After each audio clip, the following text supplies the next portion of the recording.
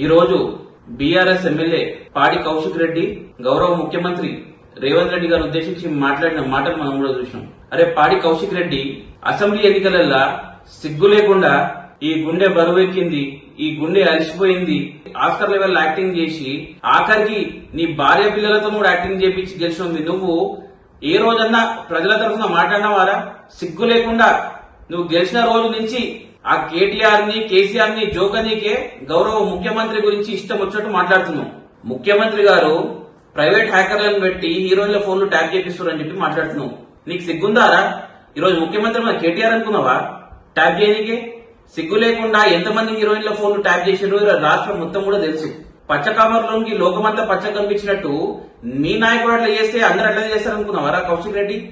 ఈ రోజు గౌరవ ముఖ్యమంత్రి రేవంత్ రెడ్డి రోజుకి 18 గంటలు పనిచేసుకుంటా తెలంగాణ రాష్ట్రాన్ని దేశంలోనే అగ్రగామిగా నిలబెట్టాలని 2047 వరకు తెలంగాణ రాష్ట్రాన్ని $3 ట్రిలియన్ ఎకానమీ చేయాలని చెప్పేసి కష్టపడుతుంటే హర్షించాల్సింది పోయి కనీసం నీకు చేత కాకపోతే నోరు మూసుకొని వండుకో. నీ ఇతర నాయకులు ఏ విధంగా అయితే ఫామ్ హౌస్ లో రెస్ట్ తీసుకుంటారో నువ్వు కూడా ఆ విధంగా రెస్ట్ తీసుకో. కానీ ముఖ్యమంత్రి గురించి ఇష్టం వచ్చినట్టు మాట్లాడితే చెప్పు తగ్గుతుందిరా కౌశిక్ రెడ్డి.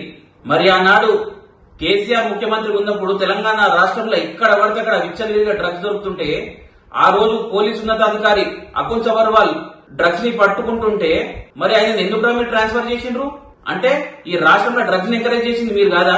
మరి అటువంటి సిచ్యువేషన్ నుంచి ఈ రోజు గౌరవ ముఖ్యమంత్రి గారు ఈగిల్ అనే ఒక టీం ఏర్పాటు చేసి తెలంగాణ రాష్ట్రాన్ని డ్రగ్స్ రహిత రాష్ట్రంగా ఏర్పాటు చేయాలని చెప్పేసి కష్టపడుతుంటే సిగ్గు లేకుండా నోటుకొచ్చి మాట్లాడతావేంరా కుక్క? దుబాయ్లా బొంబాయిలా హీరోయిన్ల చుట్టూ తిరిగే బ్యాచ్ మీరు. ఎప్పుడు ప్రజల మధ్యలో ఉండి ప్రజల కష్టాలను తెలుసుకుని ప్రజల కోసం పనిచేసే నాయకుడు రేవంత్ అన్న. రేవంత్ అన్నకు నీకు నక్కకు నాగలోకంకు ఉన్నంత తేడా ఉంది. కౌశిక్ రెడ్డి నీకు కూడా చక్కగా చెప్తున్నా, మంచిగా రాజకీయాలు చేసేట్టుంటే చెయ్యి. పోయి నీ నియోజకవర్గ ప్రజల కోసం పనిచేసుకో.